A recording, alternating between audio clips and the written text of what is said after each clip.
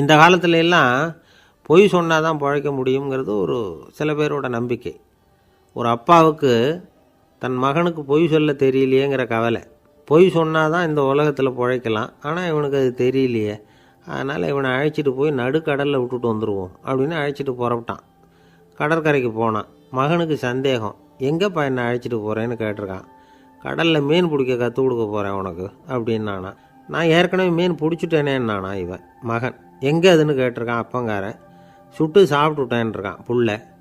அப்பங்காரன் பார்த்தான், சரி நம்ம புள்ள பொழைச்சிக்கோ அப்படின்னு சொல்லி திருப்பி அழைச்சிட்டு வந்துட்டானா. ஒரு ஆள் அசையாமல் கிடக்கிறார், அவர் இருக்காரா போயிட்டாராங்கிறத எப்படி முடிவு பண்ணுறோம்?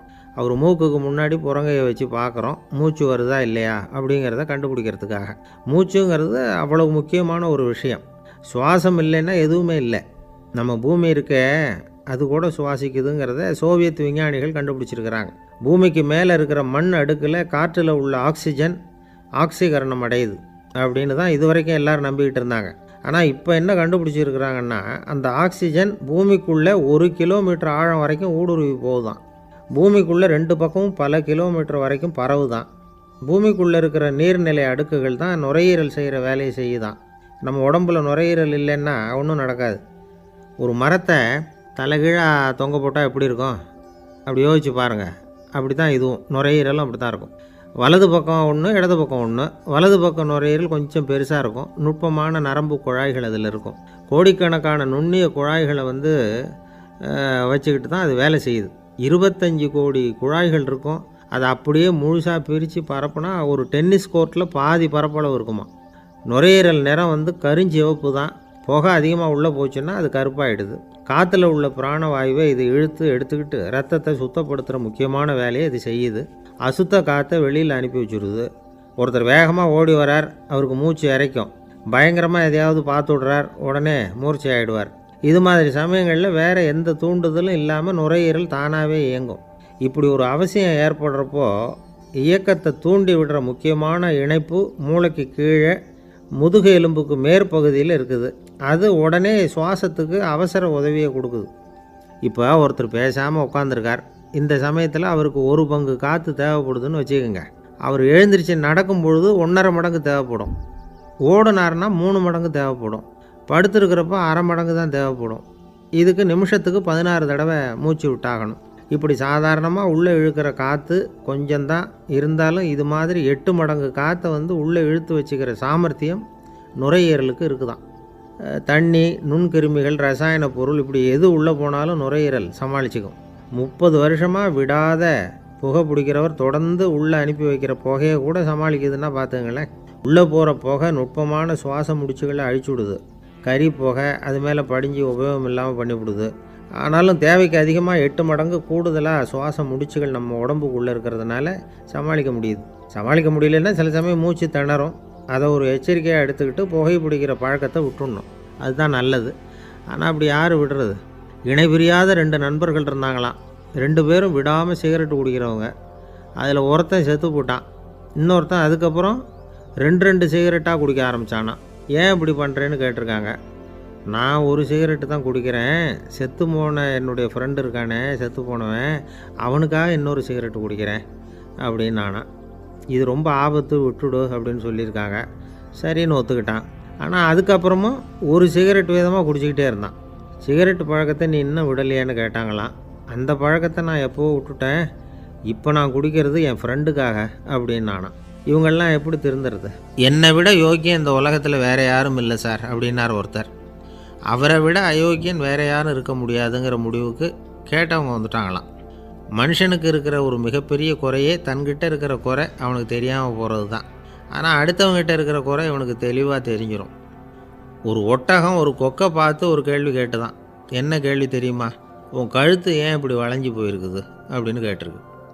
இதுக்கு உடம்பே வளைச்சல். இது போய் கொக்கை கிண்டல் பண்ணுது. இன்றைக்கி மனித சுபாவமும் கிட்டத்தட்ட இப்படி தான் இருக்குது. இந்த உலகத்தில் குறையில்லாத மனிதர்கள் யாரும் கிடையாது, நாம் உள்பட அப்படிங்கிறத முதல்ல நாம் நல்லா புரிஞ்சுக்கணும். ஒரு ஊரில் ஒரு விற்பனை நிலையம் இருந்தது. செல்ல பிராணிகளை விற்பனை செய்கிற நிலையம் அது. நாய், கிளி, பூனை இப்படி நிறைய வச்சு விற்பனை பண்ணிகிட்டு இருக்கிறாங்க. நாய்க்குட்டி விற்பனை செய்கிற பகுதியில் ஒரு சிறுவன் நின்றுக்கிட்டு இருந்தான். விற்பனை செய்கிற ஆளுகிட்ட விலை கேட்டுக்கிட்டு இருந்தான். அதோ இருக்குதே அந்த நாய்க்குட்டி என்ன விலை அப்படின்னு கேட்டானா. 1000 ரூபா அப்படின்னாரான். சரி அது வேணாம், இது என்ன விலைன்றிருக்கான். 500 ரூபா அப்படின்னாரான். இந்த சின்ன பையன் கையில் வச்சுருந்தது வெறும் 50 ரூபா தான். அதனால் இதை விட குறைச்சலாக கிடைக்குமான்னு பார்த்துருக்கான். அந்த கடையில் ஒரு மூலையில் சரியாக கவனிக்கப்படாமல் ஒரு நாய்க்குட்டி படுத்து கிடந்தது. பாவமாக கத்திக்கிட்டு இருந்தது. அதை பார்த்ததுமே இவனுக்கு அது ரொம்ப பிடிச்சி போச்சு.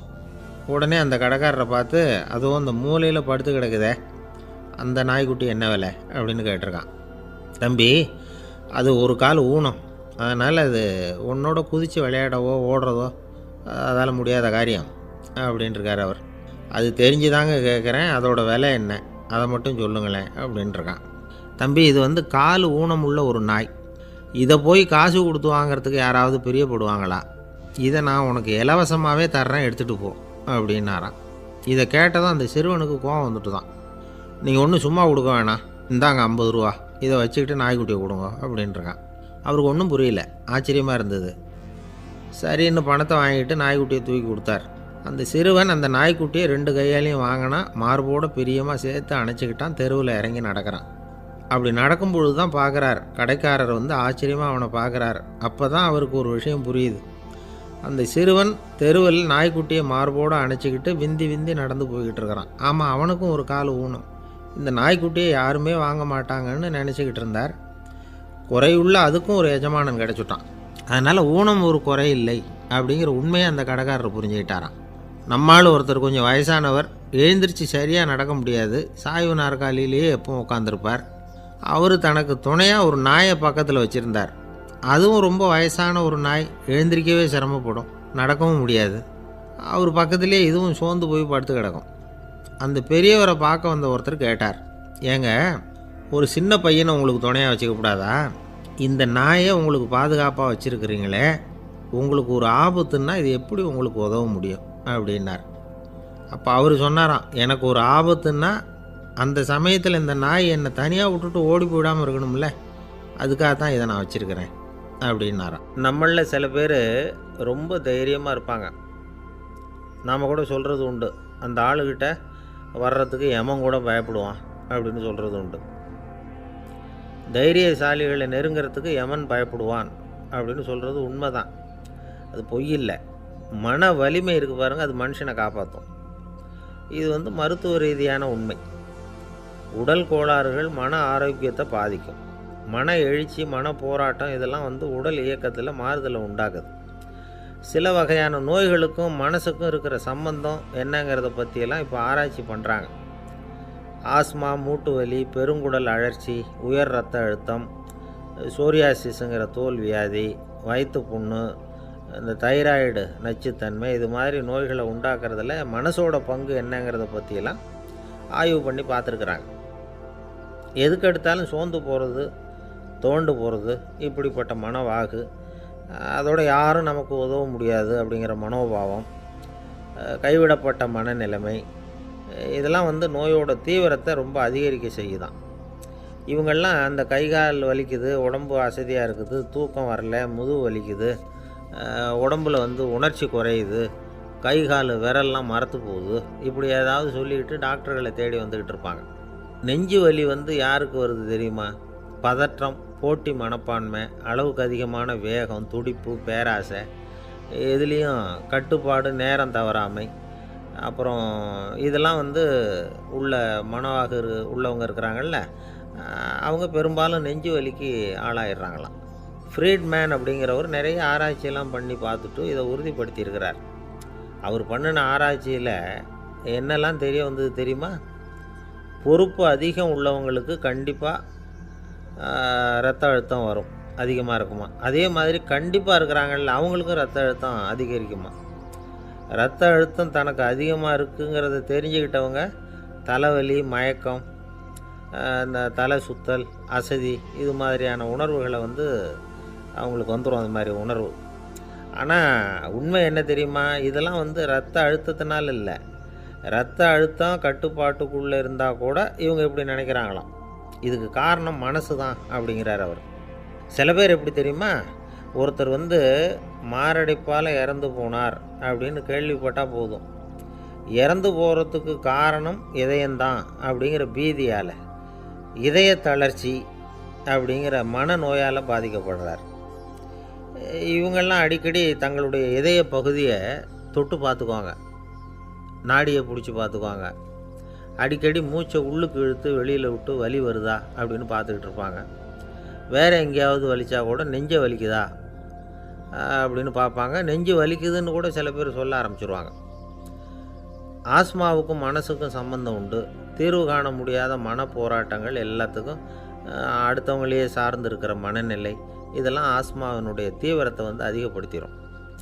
பயம், இது எப்படின்னா என்ன நடக்குமோங்கிற பதற்ற நிலை, அப்புறம் இந்த பயம் இதெல்லாம் சுவாசித்தலை அதிகரிக்க செய்யுது இல்லையா? இதனால் இரத்தத்தின் காரத்தன்மை அதிகமாகி நோயின் தீவிரமும் அதிகமாகுது. மன போராட்டம், மனக்கவலை, மன இறுக்கம் இதெல்லாம் தோல் வியாதியை தூண்டி விடுதான்.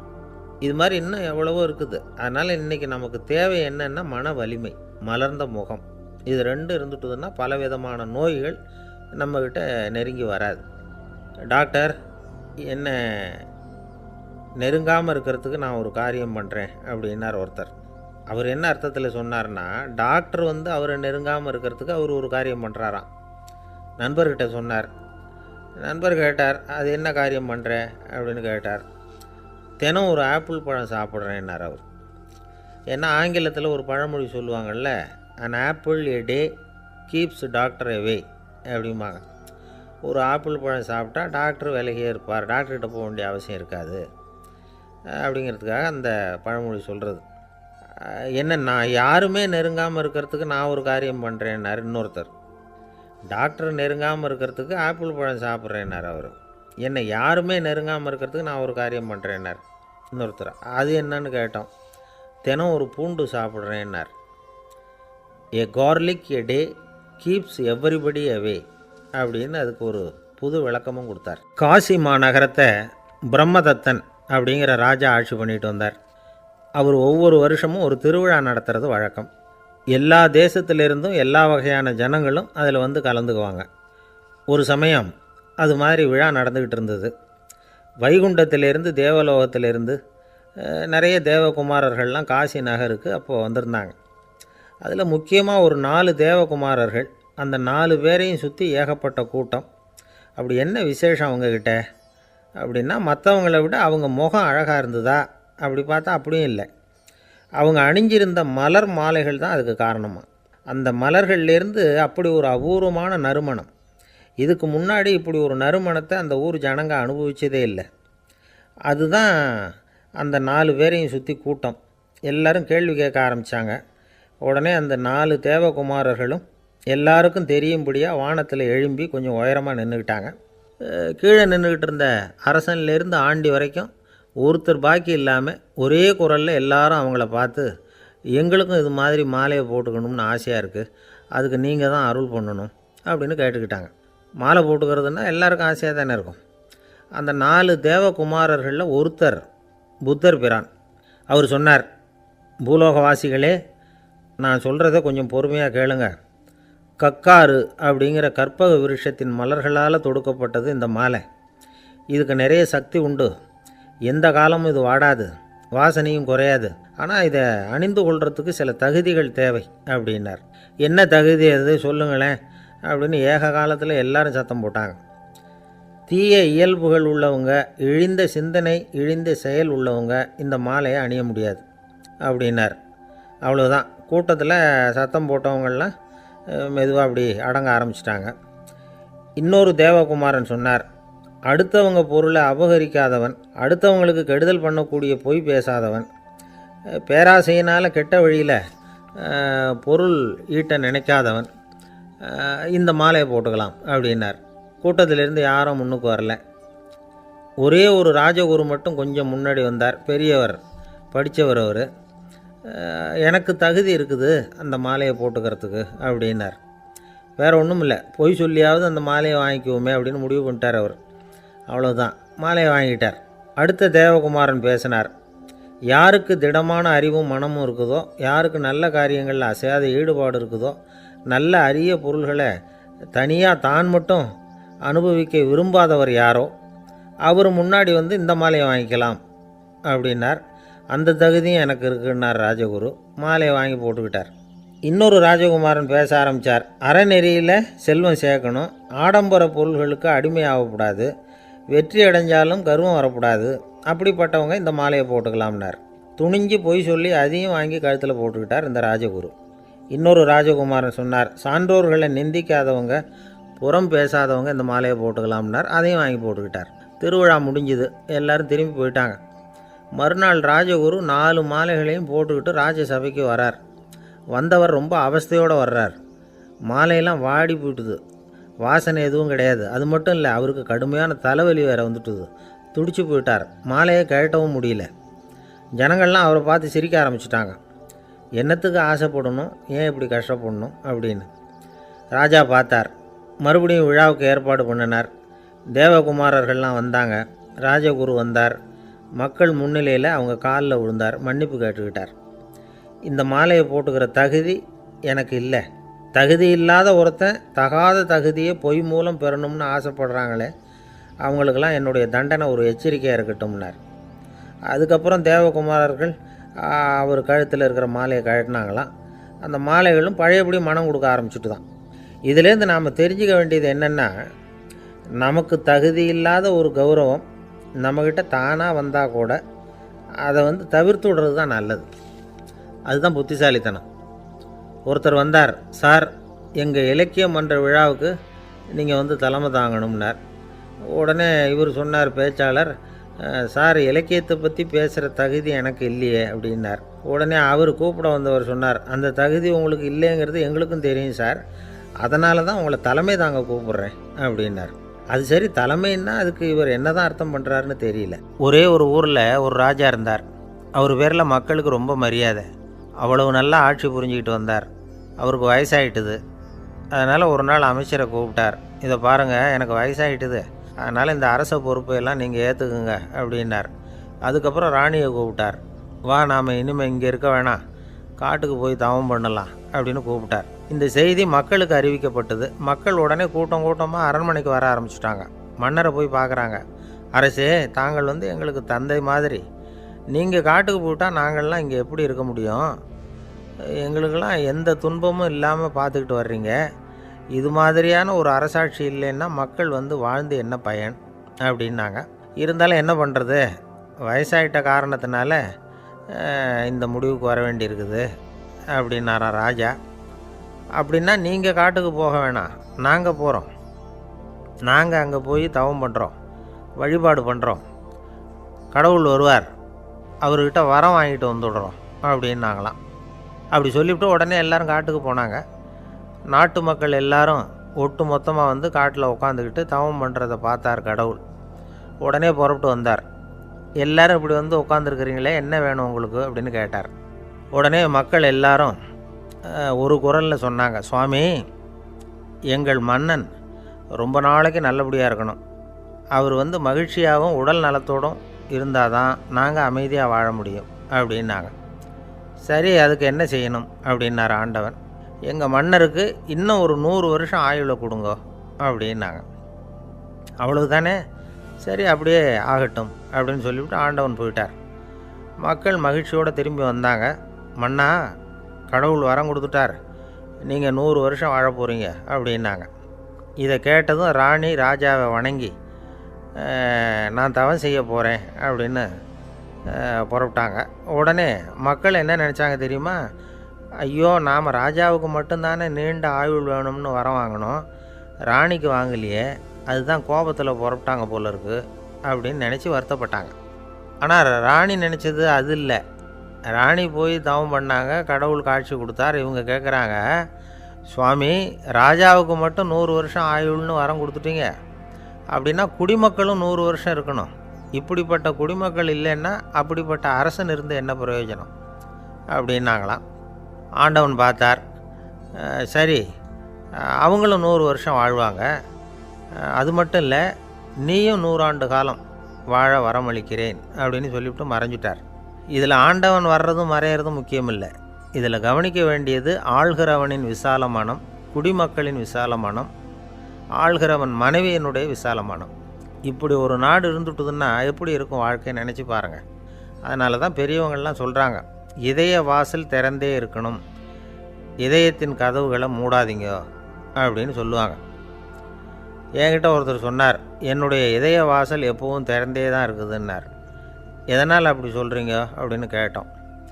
டாக்டரே சொல்லிவிட்டார், என்னுடைய இதயத்தில் ஒரு ஓட்டை இருக்குது அப்படின்னு, வால்வு சரியில்லையா அப்படிங்கிறார். அளவுக்கு மிஞ்சினால் அமிர்தமும் நஞ்சு அப்படின்னு சொல்லுவாங்க. அது உண்மைதான். ஒருத்தருக்கு அளவுக்கு மீறிய புகழ் வந்துட்டுதுன்னு வச்சுங்க, அது கூட ஆபத்தாக போயிடுறது உண்டு. பழங்காலத்துல எல்லாம் கிரேக்க தேசத்தில் ஒரு பழக்கம் உண்டாம். அதாவது யாராவது ஒருத்தரை நாடு கடத்தணும்னா அதுக்கு ஒரு வழி உண்டு. அதாவது ஒருத்தரை நாடு கடத்தணும்னு மக்கள் விரும்புகிறாங்கன்னு வச்சுங்களேன், அவர் பேரை ஒரு மண்பாண்ட ஓட்டுச்சில்லில் எழுதி அதை ஒரு குறிப்பிட்ட பொது இடத்துல போட்டுற வேண்டியது, அவ்வளவுதான். இது மாதிரி பல பேர் போட்டுக்கிட்டே இருப்பாங்க. எல்லாம் அப்படியே குவிஞ்சு போயிடும். அந்த ஓட்டாஞ்சில்லு குவியலில் யாருடைய பேர் அதிகமாக இருக்குதோ அந்த நபரை ஒரு 10 ஆண்டுகள் நாடு கடத்தி விடுவாங்க. இது அந்த ஊர் வழக்கமாக.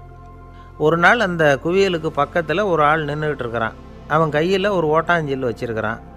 அதில் யாரோட பேரையோ எழுதணும், எழுதி அந்த இடத்துல போடணுங்கிறது அவன் ஆசை.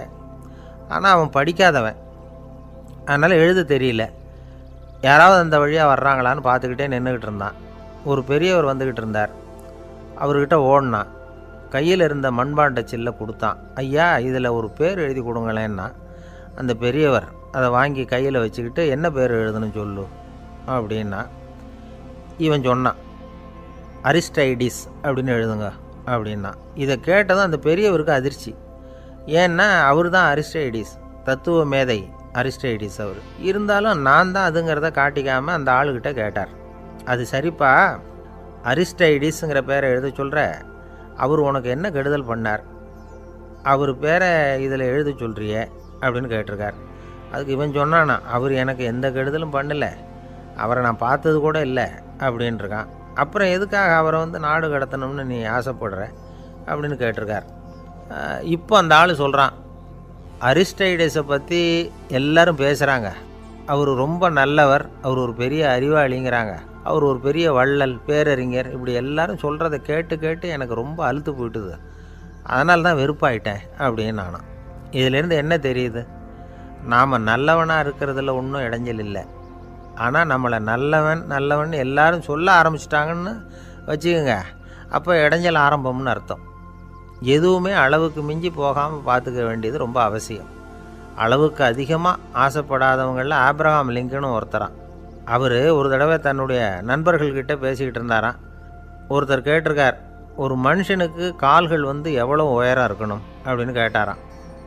இதுக்கு ஆப்ரஹாம் லிங்கன் சொன்னாராம், அது என்ன, இடுப்புலேருந்து தரையை தொடுற அளவுக்கு உயரம் இருந்தால் போதும் அப்படின்னாராம்.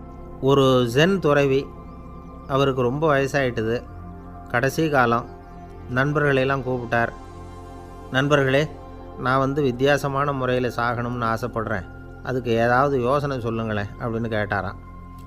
நண்பர்கள் சிரித்தாங்க. என்ன பேச்சு பேசுகிறீங்க, சாவறதுங்கிறது என்ன விளையாட்டுத்தனமான காரியமா அப்படின்னு கேட்டிருக்காங்க. அந்த துறவி கொஞ்ச நேரம் யோசனை பண்ணார். அப்புறம் கேட்டாராம், இது வரைக்கும் யாராவது நடந்துக்கிட்டே இறந்துருக்குறாங்களா அப்படின்னாராம். எல்லாரும் இல்லைன்னாங்களாம். ஒருத்தர் மட்டும் சொல்லியிருக்கார், அப்படியும் ஒருத்தர் இறந்துருக்கிறதாக ஒரு கதையில் படிச்சிருக்கிறேன், ஒரு ஞானியால் தான் அப்படியெல்லாம் செய்ய முடியும் அப்படின்னு அவர் சொன்னாராம். சரி, அப்படின்னா அந்த முறை நமக்கு வேணாம், நின்றுக்கிட்டே யாராவது உயிரை விட்டுருக்காங்களா அப்படின்னு விசாரித்தாராம். அப்படியும் ஒருத்தர் இறந்துருக்கிறார் அப்படின்னாங்களாம். மறுபடியும் அந்த துறவி யோசனை பண்ணியிருக்கிறார், ஏதாவது வித்தியாசமான முறையில் நாம் போகணும் அப்படிங்கிறது அவருடைய விருப்பம். மனிதன் எப்படி வாழ்கிறானோ அப்படி இறப்பது தான் நல்லது. சரி, யாராவது தலைகீழாக யோகம் செய்யும் நிலையில் இறந்துருக்குறாங்களா அப்படின்னு விசாரித்தாராம். நண்பர்கள் சிரித்தாங்க. தலைகீழாக நின்னபடி இறந்ததாக நாங்கள் கேள்விப்பட்டதே இல்லை, அது முடியாத காரியம் அப்படின்ட்டுருக்காங்க. இப்போ அந்த துறவிக்கு திடீர்னு உற்சாகம் வந்துட்டுது. உடனே எழுந்திரிச்சார், தலைகீழாக நின்னார், அப்படியே உயிரை விட்டுட்டார். அவ்வளோதான். அந்த மடாலயத்தில் ஒரே குழப்பம், எப்படி அவரை கீழே இறக்கி படுக்க வைக்கிறது அப்படின்னு புரியல. இப்படி உயிர் விடுறதை பற்றி அவங்க இது வரைக்கும் கேள்விப்பட்டதும் இல்லை. உண்மையிலேயே இவர் இறந்து தான் போனாராங்கிறதும் தெரியல. சோதித்து பார்த்தாங்க, இதய துடிப்பு, நாடி துடிப்பு எல்லாம் நின்று போயிருந்தது. இவர் எப்பவும் இப்படி தான், என்ன பண்ணுறது இப்போது அப்படின்னு சொல்லி எல்லோரும் குழம்பிக்கிட்டு இருக்கிற சமயத்தில் ஒரு யோசனை சொன்னார். இந்த துறவியோட மூத்த சகோதரி பக்கத்து மடாலயத்தில் இருக்கிறாங்க, அவங்கள இங்கே அழைச்சிட்டு வந்தால் ஏதாவது வழி கிடைக்கும் அப்படின்னார். அந்த அம்மாவுக்கு 90 வயசு. அழைச்சிட்டு வந்தாங்க. ஒரு குச்சியை ஊன்றிக்கிட்டு அப்படியே மெதுவாக நடந்து வந்தாங்க. வந்து தம்பி தலைகீழாக நின்று உயிர் விட்டு இறக்கிறத பார்த்தாங்க. தம்பின்னு கூப்பிட்டு பார்த்தாங்க, ஒன்றும் காணோம். உடனே என்ன பண்ணாங்க, தன்னுடைய கைத்தடியால் தம்பியோட உடலை ஒரு தட்டு தட்டினாங்க.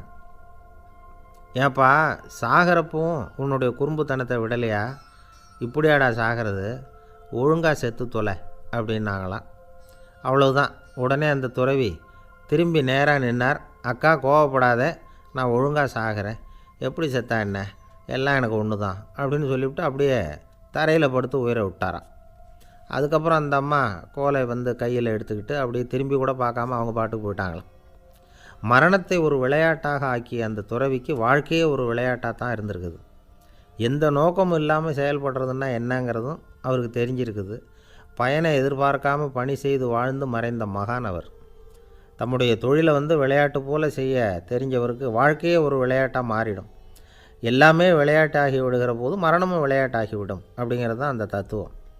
ஆனால் அதுக்கு முன்னாடி உங்களுக்குள்ளே இருக்கிற உண்மையான நடிகனை வந்து நீங்கள் அடையாளம் கண்டுபிடிக்கணும். நீங்கள் நடிக்க வேண்டியதே இல்லை, நீங்கள் ஏற்கனவே நடிச்சுக்கிட்டு தான் இருக்கிறீங்க. நீங்கள் இந்த உண்மையை தெரிஞ்சுக்கணும், அவ்வளவுதான். இதுதான் ஞானிகளுடைய கருத்து. நீங்கள் தெருவில் நடந்து போயிட்டுருக்கிறீங்க, எதிரில் வர்றவர் உங்களை பார்த்து எப்படி இருக்கிறீங்கன்னு கேட்குறார். நல்லா இருக்கிறேங்கிறீங்க. உண்மையிலேயே நாம் நல்லா இருக்க மாட்டோம், ஏதாவது உடம்புல கோளாறு இருக்கும். ஆனால் அப்படி சொல்லுவோம், நல்லா இருக்கிறேன் அப்படின்னு. அது நடிப்பு தானே. உங்களை சந்தித்ததில் ரொம்ப மகிழ்ச்சி அப்படின்னு சொல்கிறோம். உடனே கொஞ்சம் நிதானமாக யோசித்து பாருங்கள், உண்மையிலேயே உங்கள் மனசு மகிழ்ச்சி அடைஞ்சுட்டுதா?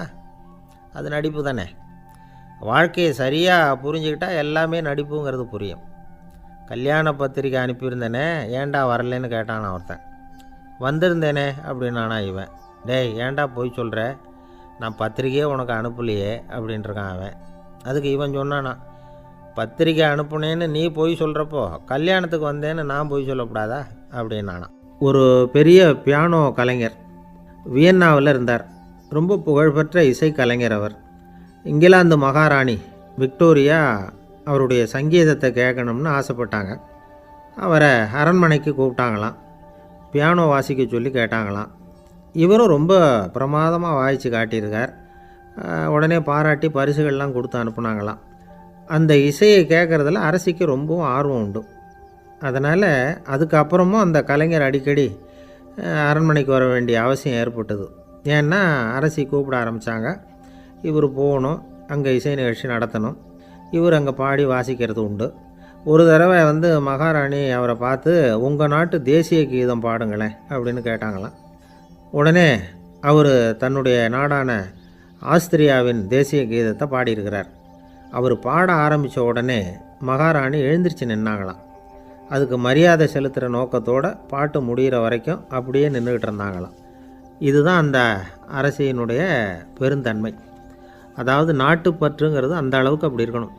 இப்படி ஒரு அரசியே நம்ம நாட்டு தேசிய கீதத்துக்கு எழுந்திரிச்சு நின்று மரியாதை செலுத்துகிறாங்க அப்படிங்கிறத புரிஞ்சிக்கும் பொழுது அந்த முதிய கலைஞரின் மகிழ்ச்சிக்கு அளவே இல்லையாம்.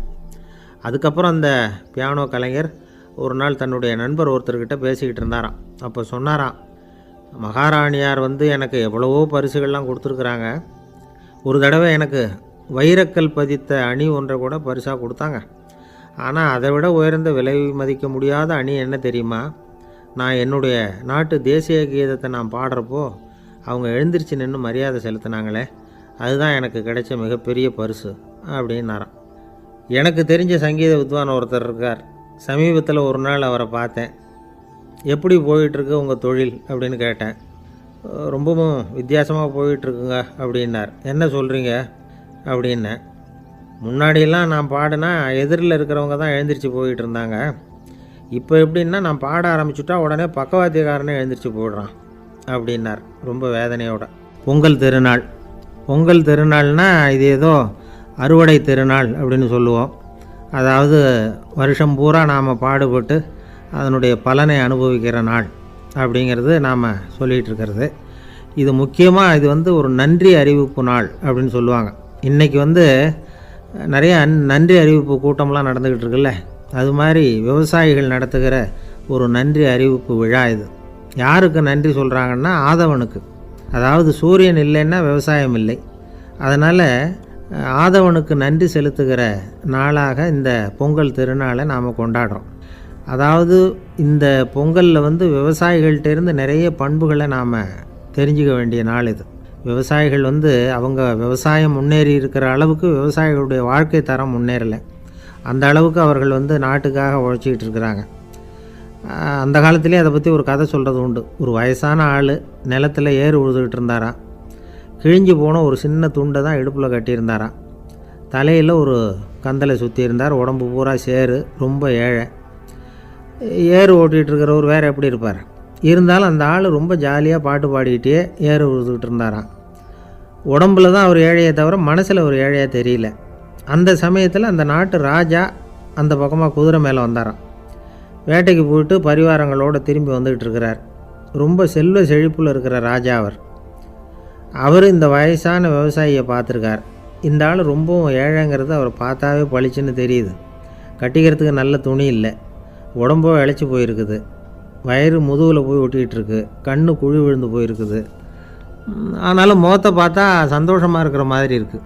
இவ்வளோ உற்சாகமாக பாடிக்கிட்டு இருக்கிறாரே அப்படின்னு ஆச்சரியமாக நினச்சி பார்த்தார் அந்த ராஜா. சரி, அவர்கிட்ட கொஞ்சம் பேச்சு கொடுத்து பார்க்கலாம் அப்படின்னு முடிவு பண்ணார். ஐயா பெரியவரே, இப்படி கொஞ்சம் வர முடியுமான்னாராம். பொழுது போகிறதுக்குள்ளே நான் இந்த வயல் பூரா உழவு ஓட்டி ஆகணும், அதனால் பேசுகிறதுக்கு நேரம் இல்லை அப்படின்னாராம் அந்த பெரியவர். என்ன அவ்வளவு அவசரமாக? மீதி இருந்தால் நாளைக்கு உழுதக்கூடாதா? அது சரி, உனக்கு எத்தனை ஏக்கர் நிலம் இருக்குது அப்படின்னு விசாரிச்சிருக்கார் ராஜா. எனக்குன்னு சொந்தமாக உள்ளங்கை அளவு கூட நிலம் கிடையாது. இது எங்கள் முதலாளியோட நிலம். இதை பூராவும் உழுது முடித்தாதான் அவர் கூலி கொடுப்பார். நான் கூலிக்கு உழுதுகிட்டு இருக்கிறேன். உங்ககிட்ட பேசிக்கிட்டு இருந்தால் அவருக்கு துரோகம் பண்ணது மாதிரி ஆகிடும் அப்படின்னாராம். ராஜா குதிரையை விட்டு கீழே இறங்கினார். வரப்பில் நடந்து அந்த பெரியவர்கிட்டே போனாராம். சரி, ஒரு நாள் பூரா உழுதா உனக்கு எவ்வளவு கூலின்னு கேட்டிருக்கார். 8 அணா கூலி கிடைக்கும்னாராம் அவர். இது ரொம்ப காலத்துக்கு முன்னாடி நடந்த ஒரு சம்பவங்கிறதுனால அப்போ 8 அணா கூலிங்கிறது ரொம்ப பெருசு. இருந்தாலும் அதுவும் அந்த ராஜாவுக்கு பெரிய கூலியாக தெரியல. இவ்வளவு தானா, இதை வச்சுக்கிட்டு நீ எப்படி காலம் தள்ளுற அப்படின்னாராம். ஒன்றும் கவலை இல்லை அப்படின்னாராம் அவர். ராஜாவுக்கு ரொம்ப ஆச்சரியமாக போச்சு. 8 அணா கூலி வாங்குகிற இந்த ஆள் கவலை இல்லாமல் இருக்கிறார், ஏராளமான வசதியோடு இருக்கிறன்னா கவலை இல்லாமல் வாழ முடியலையே அப்படின்னு நினச்சி பார்த்துருக்கார். அது சரி, 8 அணாவில் எப்படி குடும்பம் நடத்துகிற அப்படின்னு கேட்டாராம். எனக்கு கிடைக்கிற 8 அணாவில் 2 அணா குடும்பத்துக்கு செலவழிக்கிறேன், 2 அணா பழைய கடனுக்கு கொடுக்குறேன், 2 அணா வந்து தர்மம் செய்கிறேன், 2 அணா வட்டிக்கு கொடுக்குறேன், ஒரு குறையும் இல்லைன்னாராம். ராஜாவுக்கு ஒன்றும் புரியல. எனக்கு ஒன்றும் புரியலையேன்னு இருக்கார். ஐயா, எனக்கும் என் மனைவிக்கும் 2 அணா செலவாகுது. வயசான அம்மா அப்பா இருக்கிறாங்க, சின்ன வயசில் என்னை காப்பாற்றினவங்க அவங்க. அந்த கடனுக்கு 2 அணா செலவாகுது, அது பழைய கடன். என் தங்கச்சி ஒருத்தி ஆதரவு இல்லாத நிலைமையில் தன்னுடைய மகனோட என் வீட்டில் வந்துருக்கிறா. அவளுக்கும் அவள் மகனுக்கும் 2 அணா செலவு பண்ணுறேன், அது தர்மம். எனக்கு 2 பிள்ளைங்க இருக்கிறாங்க, அவங்களுக்கு 2 அணா செலவு பண்ணுறேன், அது வட்டிக்கு கொடுக்கறது மாதிரி. பிற்காலத்தில் அவங்க எங்களை காப்பாற்றுவாங்க. அந்த வகையில் நான் திருப்தியோடு வாழ்ந்துக்கிட்டு இருக்கிறேன் அப்படின்னாராம். ராஜாவுக்கு அர்த்தம் புரிய ஆரம்பிச்சுதான். அந்த பெரிய நிலத்தை விலை கொடுத்து வாங்கி அந்த பெரியவருக்கே தானமாக கொடுத்துட்டாராம். இப்போ உழுதவருக்கே நிலம் சொந்தமாகிட்டுது. அன்னையிலேருந்து அரசனுக்கும் ஆறுதல் கிடைச்சிதான். இப்படி ஒரு கதை சொல்லுவாங்க. 8 அணா வருமானத்தை வச்சுக்கிட்டு எப்படி காலத்தை தள்ளுறதுன்னு சொல்கிறதுக்காக இந்த கதையை சொல்கிறதாக யாரும் தப்பாக நினச்சிக்கக்கூடாது.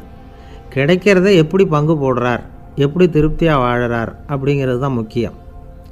அது மாதிரி இன்றைக்கு இந்த பொங்கல் திருநாளில் உழவர்கள் மனசு மகிழ்ச்சியாக இருந்ததுன்னா அது எல்லாரும் மகிழ்ச்சியாக இருக்கிறது மாதிரி அர்த்தம். அதனால் அவர்கள்ட்டேருந்து நாம் வந்து பாடம் கற்றுக்கணும். சில உழவர்கள் வந்து தங்கள் நிலத்தில் விளையிறத தாங்கள் சாப்பிட மாட்டாங்க, அடுத்தவங்கள்ட்ட விற்றுட்டு சந்தையில் போய் வேறு அரிசி வாங்கிட்டு வந்து தான் இவங்க சாப்பிடுவாங்க. அப்படிப்பட்ட விவசாயிகள்லாம் இது உண்டு. பங்கிடுகிற பண்பை உழவர்கள்ட்டேருந்து கற்றுக்கொள்ளுங்கள் அப்படிம்பாங்க. ஒரு ஆள் நிம்மதியாக மகிழ்ச்சியாக இருந்தானா, உங்கள் நிம்மதிக்கும் மகிழ்ச்சிக்கும் என்ன காரணம்னு கேட்டிருக்கார் இன்னொருத்தர். என்கிட்ட இருந்தது பூராவையும் என் பிள்ளைங்களுக்கு சமமாக பங்கு போட்டு கொடுத்துட்டேன், எனக்குன்னு எதுவுமே வச்சுக்கல, அதுதான் நிம்மதிக்கு காரணம்ன்றிருக்கான். உங்ககிட்ட இருந்தது எவ்வளவு இருந்தது அப்படின்னு கேட்டிருக்காரு அவர். மொத்தமாக ஒரு 50,000 ரூபா இருக்கும். அப்படின்னு இருக்கான். அவ்வளவும் பணமாகவே இருந்ததா அப்படின்னு கேட்டிருக்காங்க இவங்க. இல்லைங்க, அவ்வளவும் கடன், அதை தான் பிரித்து கொடுத்துருக்கேன் பிள்ளைங்கக்கிட்ட அப்படின்னு நானும். அவன் எது ரொம்பவும் கஷ்டமான காரியம் அப்படின்னு கேட்டார் ஒருத்தர். ஒருத்தருக்கு ஒருத்தர் சண்டை போடாமல் இருக்கிறது தான் ரொம்ப கஷ்டமான காரியம் அப்படின்னு தோணுது. ஒரு நாட்டுக்கும் இன்னொரு நாட்டுக்கும் சண்டை, நாட்டுக்குள்ளேயே ஒரு குரூப்புக்கும் இன்னொரு குரூப்புக்கும் சண்டை. ஏன் சண்டை போட்டுக்கிறீங்கன்னு கேட்டு பாருங்கள். நாங்கள் சமாதானத்துக்காக தான் சண்டை போட்டுக்கிறோம் அப்படிம்பாங்க. வாழறதுக்காக பிறந்த மனுஷன் லட்சியத்துக்காக உயிரை விட தயார் அப்படின்னு சொல்லிகிட்டு இருப்பான். அப்படி உயிரை விடுறவங்கள நாமளும் பாராட்டுவோம். ஆனால் ஒன்றுமில்லாத விஷயங்களுக்கெல்லாம் சண்டை போடுறவங்களெல்லாம், அப்படிப்பட்டவங்களையும் சரி உயிரை விடுறவங்களையும் சரி என்னென்னு சொல்கிறது, யுத்தங்களாலேயும் சண்டைகளாலேயும் நாம் அடையிறது என்னங்கிறது ஒரு பக்கம் இருக்கட்டும், இழக்கிறது என்ன தெரியுமா? ஏராளமான உயிர்கள். ரத்தம் சிந்துறதுக்கு நான் தயார் அப்படின்னு மார்தட்டி சொல்லலாம். ஆனால் ரத்தம் சிந்தினா உயிர் காத்துக்கிட்டு இருக்க தயார் இல்லை. அதாவது உயிர் நமக்காக காத்துக்கிட்டு இருக்க தயார் இல்லை. இழக்கிற ரத்தத்தை ஈடுகட்டினா தான் உயிரை காப்பாற்ற முடியும். அதனால் இது சம்மந்தமாக ஆராய்ச்சி செய்கிற கட்டாயம் ஏற்பட்டு போச்சு. அதோட விளைவாக புதுசாக ஒன்றை கண்டுபிடிச்சிருக்கிறாங்க. அதுதான் செயற்கை ரத்த பொடி. இப்போ இந்த திடீர் சாம்பார் பொடி, திடீர் ரசப்பொடி, திடீர் காப்பி பொடி இப்படிலாம் சொல்கிறோம்ல, அது மாதிரி இது திடீர் ரத்த பொடி. இஸ்ரேல் ஒரு சின்ன நாடு, மக்கள் தொகை குறைச்சல், அதோட போர்கள் வேறு. அதனால் காயம்பட்டவங்களை காப்பாற்றியே தீர வேண்டிய கட்டாயம். காப்பாற்றணும்னா ரத்த இழப்பை தடுக்கணும். அப்படின்னா உடனடியாக புது ரத்தம் செலுத்தி ஆகணும். திடீர்னு ரத்தம் வேணும்னா எங்கே போகிறது? அதுவும் கிடைக்கிற ரத்தம் சேர்கிற குரூப்பாக இருக்கணும். ஒரு வேடிக்கை பார்த்தீங்களா, நான் வேறு குரூப்பு நீ வேறு குரூப்புன்னு இவன் சண்டை போடுறான். இதில் அடிபட்டவனுக்கு ரத்தம் கொடுக்க போனால் அதுலேயும் அது வேறு வேறு குரூப்பாக இருக்குது. அது ரத்தமும் வேறு வேறு குரூப்புன்னு சொல்லிகிட்டு இருக்குது. எந்த குரூப்பு ரத்தம் வேணும், அது உடனடியாக கிடைக்கலன்னா என்ன பண்ணுறது? இப்படிப்பட்ட கஷ்டம்லாம் நமக்கு வந்துடுது. இதுக்காக தான் விஞ்ஞானிகள் இந்த ரத்த பொடியை கண்டுபிடிச்சிருக்கிறாங்க. அதாவது ஒரு ஆள் அடிபட்டு போட்டான்னு வச்சுங்களேன், அவனுக்கு ரத்தம் கிடைக்கல, உடனே என்ன பண்ணலாம்? இந்த சுத்தப்படுத்தப்பட்ட தண்ணீரை கொஞ்சம் எடுத்துக்க வேண்டியது, அதில் இந்த ரத்த பொடியை கரைக்க வேண்டியது. இப்போ இந்த செயற்கை ரத்தம் தயாராகிட்டுது. இதை அந்த ஆள் உடம்புல ஏற்றி விட்ற வேண்டியது. இயற்கையாக நம்ம உடம்பில் இருக்கிற ரத்தம் என்னென்ன வேலை செய்யுதோ அதே வேலையை இதுவும் செய்யும். அதாவது ஆக்சிஜனை உடம்பில் எல்லா இடத்துக்கும் எடுத்துகிட்டு போகுது. அந்த வேலையை இந்த செயற்கை ரத்தமும் செஞ்சுடுது. ஆனால் ஒரு விஷயம், இந்த செயற்கை ரத்தம் ஒரு அவசரத்துக்கு தான் உபயோகப்படுத்தலாம், ஒரு முதல் உதவி மாதிரி. அதை அப்படியே நிரந்தரமாக விட்டுற முடியாது. பின்னாடி தேவையான குரூப்பு உண்மையான ரத்தம் கிடைச்ச உடனே அதை செலுத்திக்கணும். உண்மையான ரத்தத்தை 20லேருந்து 40 நாள் வரைக்கும் தான் பாதுகாக்க முடியும். அதுவும் குளிர்பதன பெட்டியில். அதுக்குள்ளே உபயோகப்படுத்தலைன்னா அது வீணாக போயிடும். இந்த ரத்த பொடி அப்படி இல்லை, எவ்வளோ நாள் வேணும்னாலும் அப்படியே வச்சுருக்கலாம். குளிர்பதன பெட்டியும் தேவையில்லை. ஆனால் ஒன்று, இது தண்ணியில் கலந்து செயற்கை ரத்தமாக ஆக்கிவிட்டா அதோட வலு 72 மணி நேரம் தான். அதாவது 3 நாள். அதுக்குள்ளே அந்த ஆசாமியை எங்கேயாவது ஆஸ்பத்திரிக்கு தூக்கிட்டு போய் உண்மையான ரத்தத்தை கொடுத்துடணும்.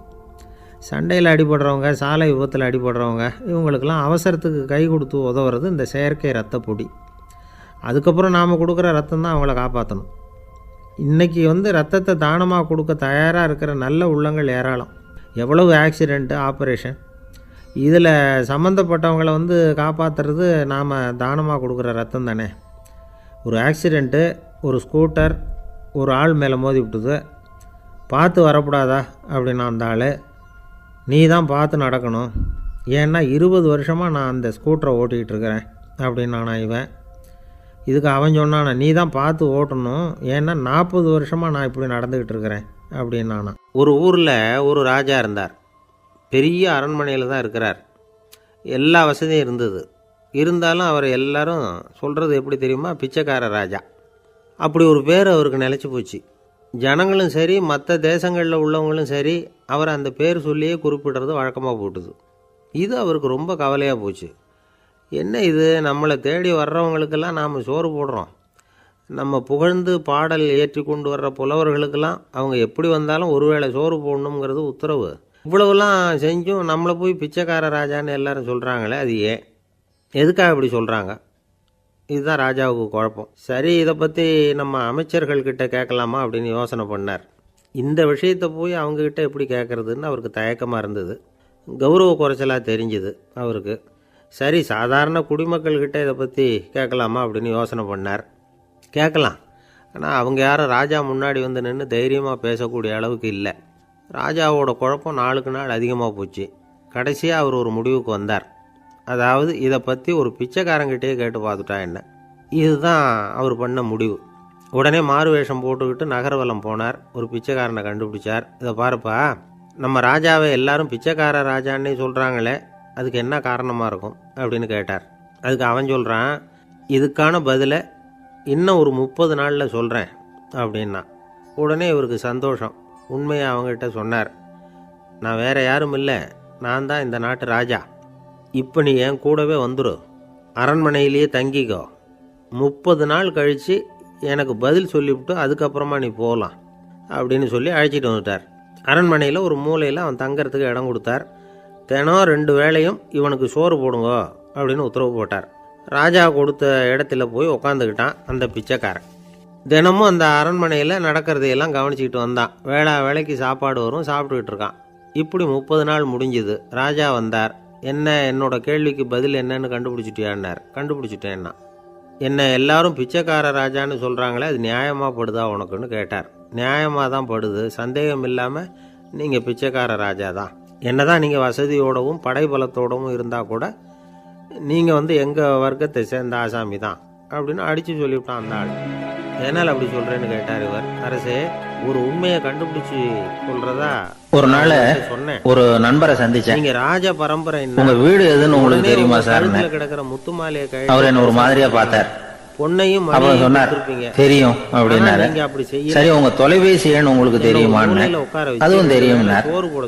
உங்க மனைவி மக்கள் யார் யாருன்னு உங்களுக்கு தெரியுமான்னு கேட்டேன். என்ன ஒரு மாதிரியா பார்த்தார். அப்புறம் சொன்னார், அதுவும் தெரியும் சார் அப்படின்னார். சரி, நீங்க யாருன்னு உங்களுக்கு தெரியுமான்னு கேட்டேன். இப்பதான் அவர் முழிக்க ஆரம்பிச்சார். அவர் மட்டும் அப்படி இல்ல, நாம எல்லாருமே அப்படிதான். எதிரில நிக்கிறது யாருங்கிறது தெரியும், நாம யாருன்னு நமக்கு தெரியாது. உண்மையிலேயே நாம யார்? இந்த கேள்விக்கான பதில தான் வாழ்க்கை பூரா நாம தேடிட்டு இருக்கிறோம். புத்தர் என்ன சொல்றாரு தெரியுமா? நீங்க கடவுளை பத்தி கவலைப்பட தேவையில்லை, உங்களை பத்தின கவலை உங்களுக்கு இருந்தா போதும் அப்படிங்கிறார். பாராட்ட வர்றவங்களுக்கு நான் யார், எனக்கு ஏன் இந்த கவலை அப்படின்னு உங்களை நீங்களே கேட்டுக்குங்க அப்படிங்கிறார். யாராவது ஒருத்தர் நாம ஏன் கடவுளை படைச்சோம்? சாப்பாடு போட்டு அனுப்புவார். அது ஒரு நழுவல் முயற்சியா, அதாவது தன்னிடமிருந்து தானே தப்பிக்கிற ஒரு முயற்சியா. இப்படிதான் அதை சொல்றாங்க அறிஞர்கள்லாம். மக்கள் பொய்யான பிரச்சனைகள்ல ஆர்வமா இருக்கிறாங்க, அதுக்கு தீர்வு காணவும் முயற்சி பண்றாங்க. கடவுளை பத்தி விவாதிக்க எல்லாருக்கும் விருப்பம், தன்னுடைய சுயம் பற்றிய பிரச்சனையே இருக்கிறது இல்ல. ஆகக்கூடிய விஷயம் என்னன்னா, கடவுள் சமாளிப்புக்கு பயன்படுத்தப்படுகிறார். மனவியல் என்ன சொல்லுது தெரியுமா? கடவுள், சொர்க்கம், மறுபிறவி இத பத்தி எல்லாம் பேச ஆரம்பிக்கிறவங்க யார் தெரியுமா?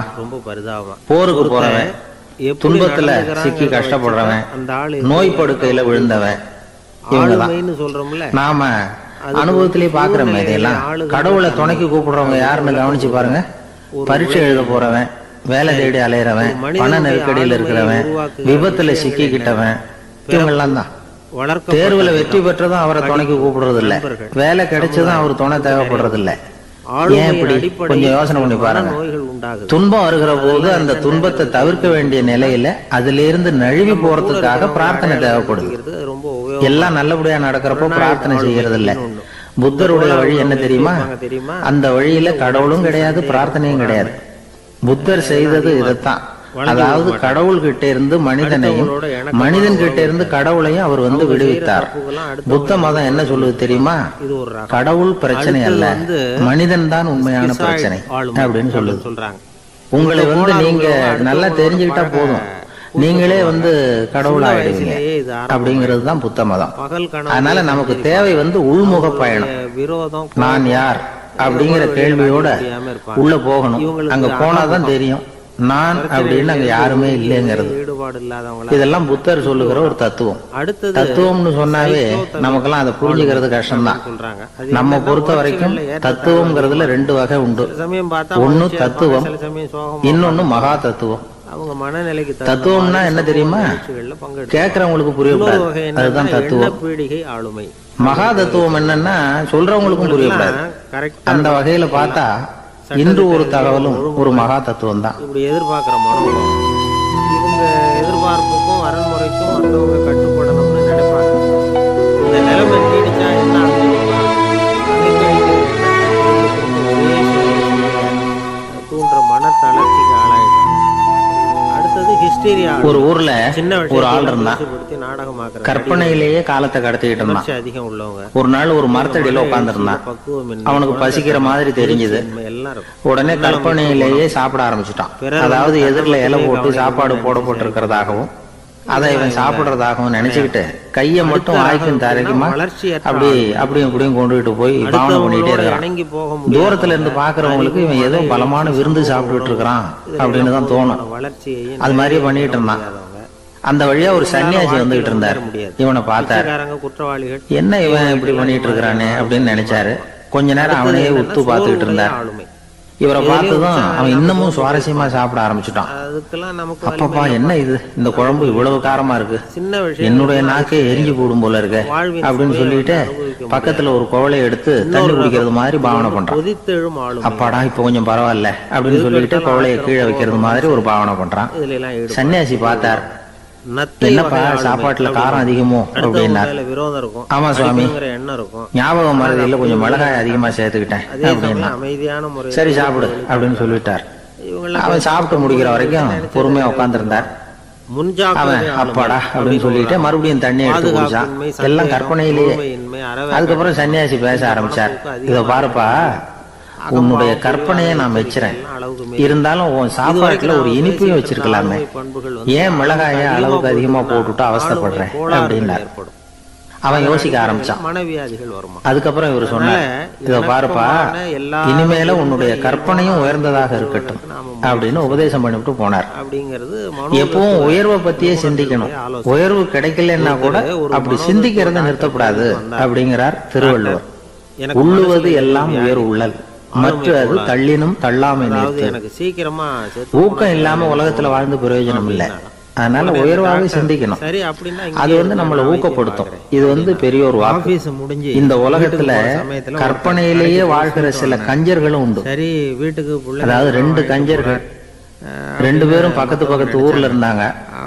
பொங்கல் சமயம் ஒரு கஞ்சன் தன்னுடைய மகனை கூப்பிட்டான்.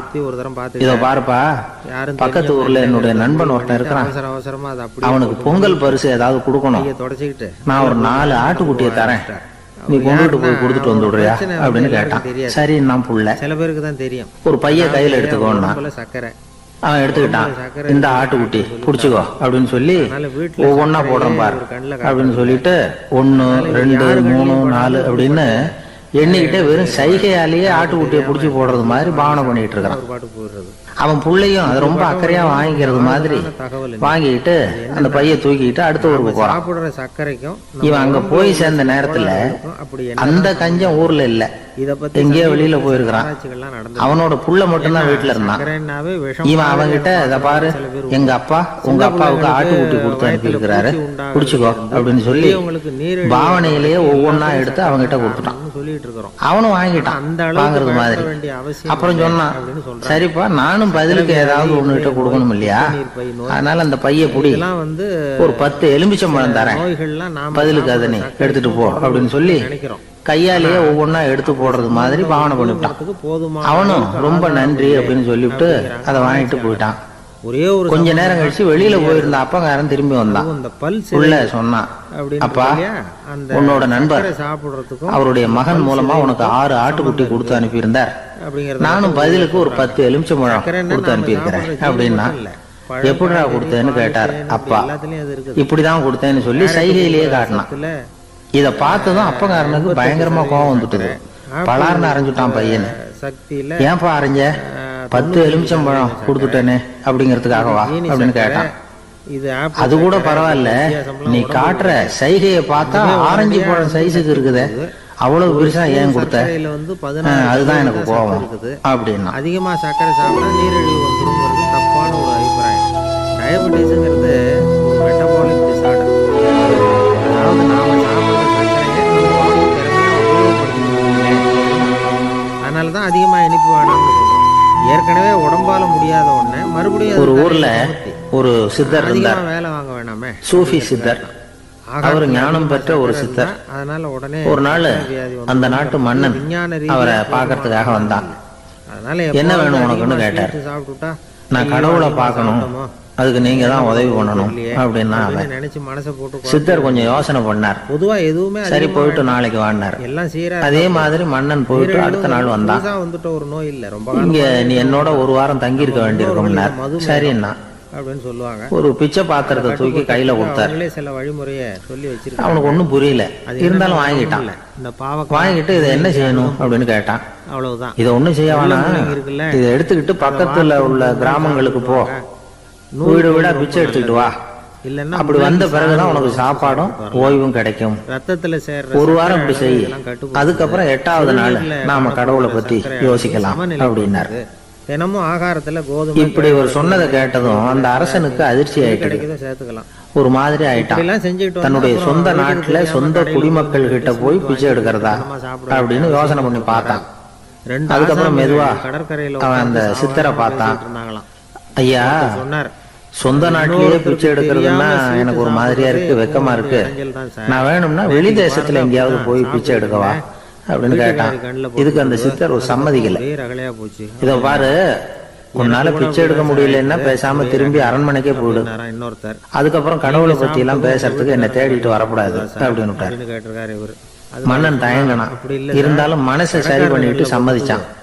சரிங்க, ஒரு வாரம் இங்க தங்குறேன், நீங்க சொல்றது மாதிரி பக்கத்து கிராமங்களுக்கு போறேன், வீடு வீடா பிச்சை எடுக்கிறேன் வர்றேன் அப்படின்னா. என்ன விஷயம்னு விசாரிச்சேன். ஒரு வாரம் தெரு தெருவா பிச்சை பாத்திரத்தோட அலைஞ்சான். சொந்த ஊர்ல சொந்த குடிமக்கள் கிட்ட பிச்சை எடுத்தான். 7 நாள் முடிஞ்சது. 8வது நாள் அந்த சித்தர் மன்னனை கூப்பிட்டார். வேறுபாடு வராம இருக்கிறது இப்படி வாழ்னார் வந்தான் அப்படின்னு கேட்டார். இனிமே நீ கடவுளை பத்தி என்கிட்ட கேட்கலாம்னா. யோசனைகளை சொல்லி இருக்கிறாங்க. இனிமே கேட்கறதுக்கு ஒண்ணுமே இல்ல சுவாமின்னா இவன். உங்க நண்பனுக்கு ஒரு வார காலம் பிச்சை எடுத்த பிறகுதான் கடவுளை காண முடியும் அப்படின்னு நான் கனவு கூட காணவில்லை. உங்க கைப்பட கடிதம் அப்படின்னா நீ பிச்சை எடுத்த காலத்துல அப்படி என்னதான் நடந்தது அப்படின்னு கேட்டார் அவரு. இன்னொருத்தர், சுவாமி, ஒரு வார காலம் பிச்சை எடுத்ததுல என்னுடைய ஆணவம் அழிஞ்சுட்டுது, அது இப்ப இருக்கிற இடமே தெரியல, கூட்டி குறைச்சி இப்ப அதை காணவே காணும். அது குழப்பத்துல பிச்சைக்காரனா இருந்தப்போ பெற்றதை மன்னனாக இருக்கும் போது பெற முடியாதுங்கிறத புரிஞ்சுக்கிட்டேன் அப்படின்னா மன்னன். செய்யும் பொழுது அடக்கம் பிறந்தவுடன் தெய்வீக கதவுகள் திறந்து கொள்ளுகின்றன அப்படிங்கிறார் ஓஷோ. 3வது யோசனை, நம்மால் ஒருத்தன் ஆணவம் அழியணுங்கிறதுக்காக ஒரு திருவோட்டை எடுத்துக்கிட்டு தெரு தெருவா பிச்சை எடுக்க ஆரம்பிச்சான். இருந்தாலும் பரவாயில்ல, என்ன தெய்வீக கதவுகள் திறந்துதா அப்படின்னு கேட்டார் ஒருத்தர். தெய்வீக கதவு திறக்கிறதுக்கு முன்னாடியே எங்க வீட்டு கதவு சாத்திக்கிட்டு இருந்தான். நண்பருக்கு ஒரு பிரச்சனை, என்னடா சொல்றேன், இனிமே வீட்டுக்குள்ளேயே வர வேணாம், இதையே தொழிலா வச்சுக்கோ அப்படின்னு எங்க வீட்டுல சொல்லிவிட்டாங்க சார் அப்படின்னா. அவருக்கு வந்து 5வது யோசனை, உங்க நண்பர் ஏதோ ஒரு காரியத்தை